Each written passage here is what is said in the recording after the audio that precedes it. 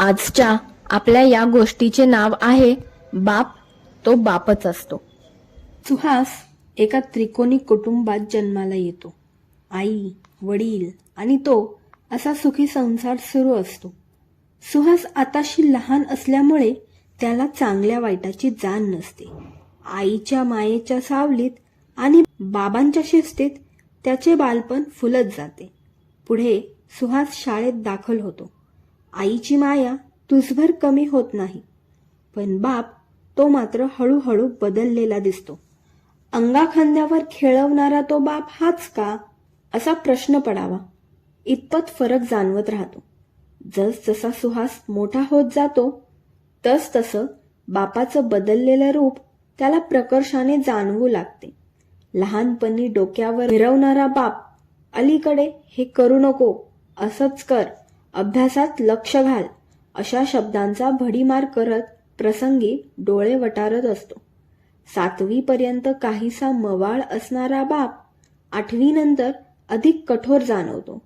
8वी ते 10वी ह्या कालावधीत बाप म्हणजे कसाईच की काय अशी त्याच्या मनाची धारणा होते.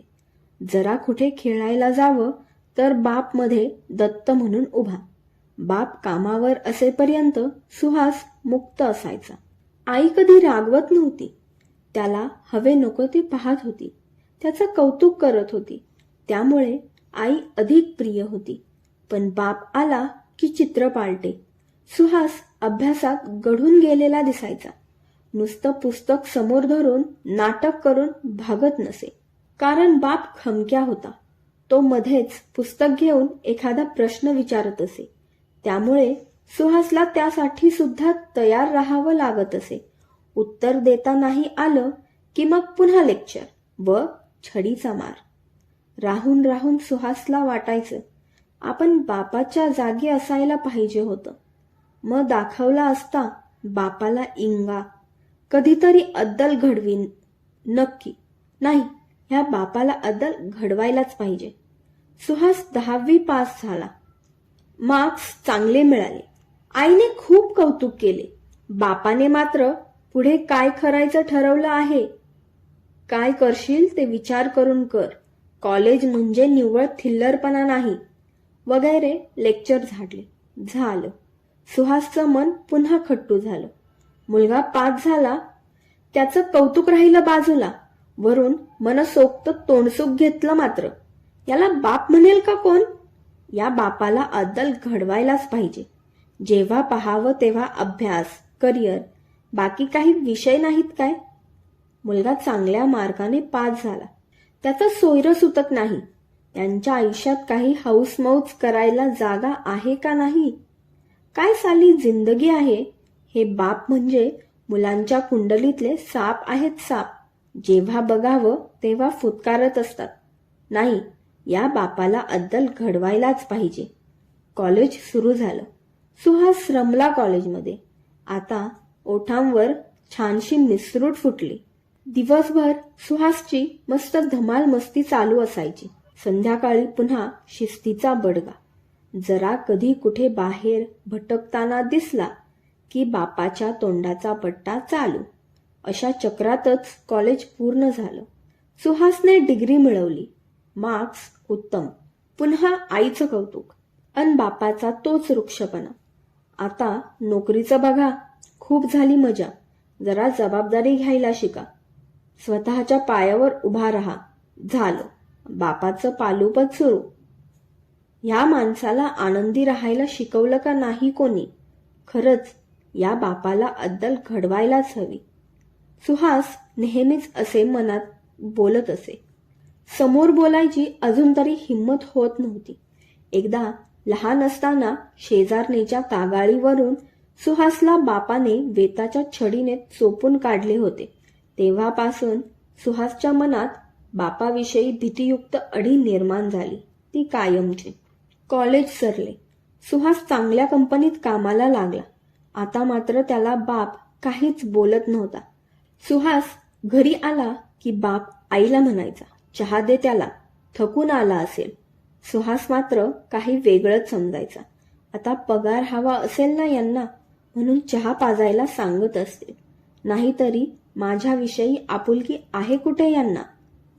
महिना झाला, वर्ष सरलं, बाप रिटायर्ड झाला, पण बापाने कधी सुहासकडे पैसा मागितला नाही. सुहासने मात्र पहिल्या महिन्यात पहिला पगार त्यांच्याजवळ देऊ केला होता, तोही भीती खातर. पण त्यांनी तो घेतला नव्हता. म्हणाले, तो तुझा पहिला पगार आहे, देवाजवळ ठेव. देणारा घेणारा तोच आहे, त्याला स्मरण कर आणि तुझे पैसे तूच सांभाळ. वायफळ उधळू नको, इतकं मात्र लक्षात ठेव. पण सुहासला त्यांच्या आपुलकीचा उपदेश सुद्धा कारल्याहून कडू भासला होता.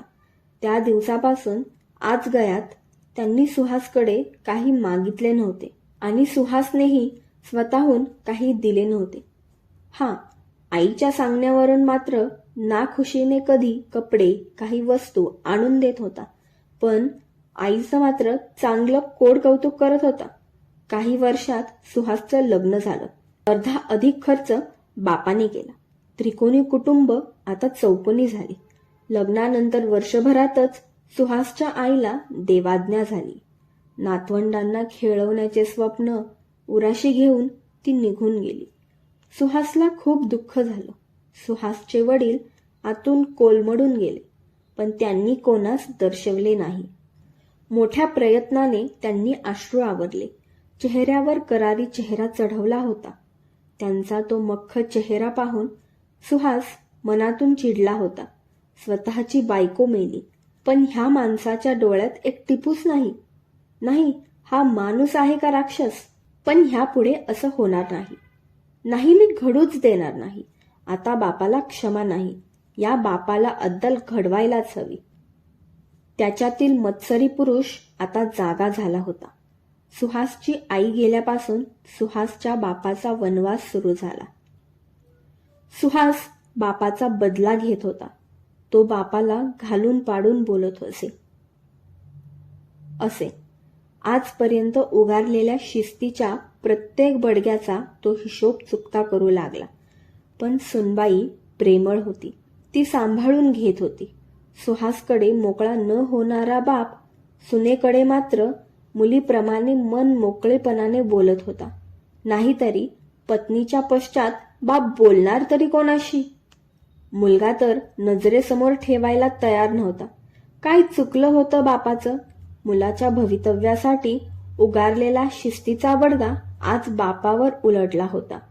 सुहासच्या दृष्टीत बाप नालायक ठरला होता. मग मन कुठे मोकळं करावं? सुनेच्या प्रेमळ शब्दांनी खचलेल्या मनास थोडी उभारी मिळत होती.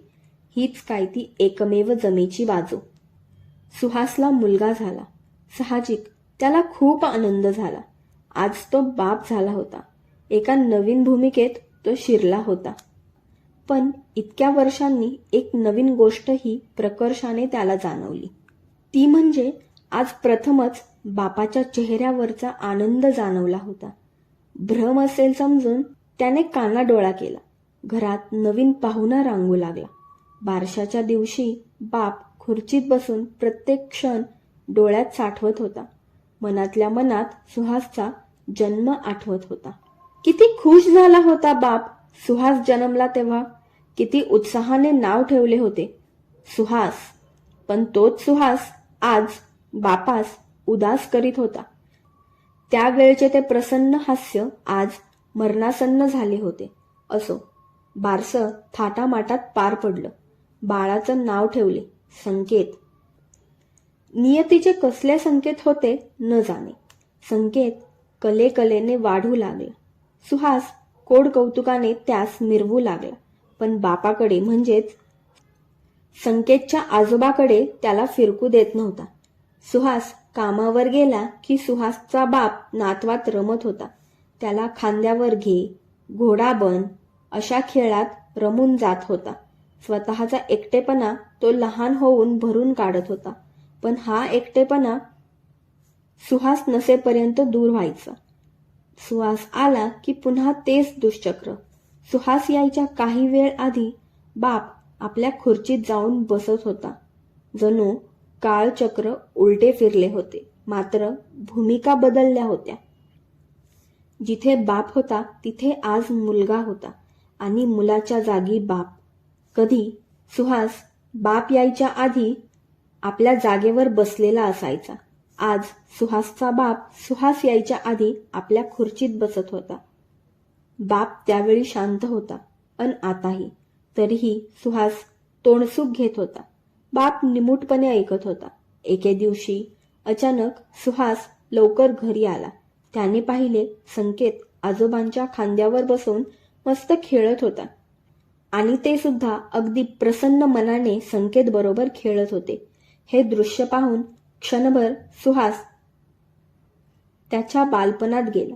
असंच आपल्या बापाने आपल्याला लहानपणी खांद्यावर मिरवलं होतं ह्याची आठवण झाली, पण फक्त क्षणभर. बापाला असं आनंदी पाहून त्याच्या तळपायाची आग मस्तकात गेली. मत्सराने तो पेटून उठला व त्याने बापाकडून संकेतला अक्षरशः हिसकावून घेतले. त्याच आवेशात बापाला ताकीद दिली, खबरदार, माझ्या मुलाला हात लावाल तर जा आपल्या खुर्चीत बसा मुकाट. 2 वेळ जेवायला मिळते ते मुकाट गिळा. सुहासच्या बायकोने मध्ये पडत सुहासची कशीबशी समजूत काढली आणि सुहास शांत झाला. पण बाप मात्र पुरता कोलमडला व हाय खाऊन काही दिवसात जग सोडून गेला आणि खुर्चीऐवजी भिंतीवर पत्नीच्या बाजूला फोटोत जाऊन बसला. सुहासचा मुलगा संकेत आता शाळेत जाऊ लागला. आजोबांच्या पश्चात आईच्या कोड कौतुकात वाढू लागला. सुहास त्याच्या प्रगतीचा आलेख घरी आल्यावर वेळोवेळी पाहू लागला. खांद्यावर मुलास मिरवणारा सुहास हळूहळू लोप पाहू लागला अन जागा झाला एक नवीन बाप. 1ली ते 7वी पर्यंत सुहासही संकेतच्या बाबतीत तसाच मवाळ होता जसा त्याचा बाप त्याच्या वेळी होता.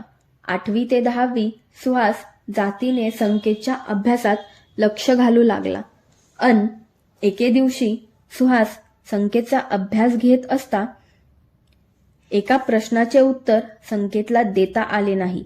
नकळत सुहासचा हात छडीकडे गेला. तीच ती छडी कधी सुहासच्या बापाच्या हातात होती, आज अकस्मात सुहासच्या हातात आली होती. त्याने ती छडी संकेतवर उगारली. मात्र अचानक सुहास ओक्साबोक्शी रडू लागला. हातातील छडी गळून पडली. संकेत आणि सुहासची पत्नी विस्मयित अवस्थेत सुहासकडे पाहू लागले. घडणाऱ्या घटनेचा उलगडा त्यांना होत नव्हता. मात्र सुहासला साक्षात्कार झाला होता. भिंतीवरच्या फोटोतला बाप प्रसन्न हसत होता. अंतर्मनातला आवाज पुन्हा पुन्हा बुलंद होत होता, ह्या बापाला अद्दल घडवायलाच हवी, ह्या बापाला अद्दल घडवायलाच हवी. गोष्ट आवडल्यास आपल्या चॅनलला लाईक, शेअर आणि सबस्क्राईब करायला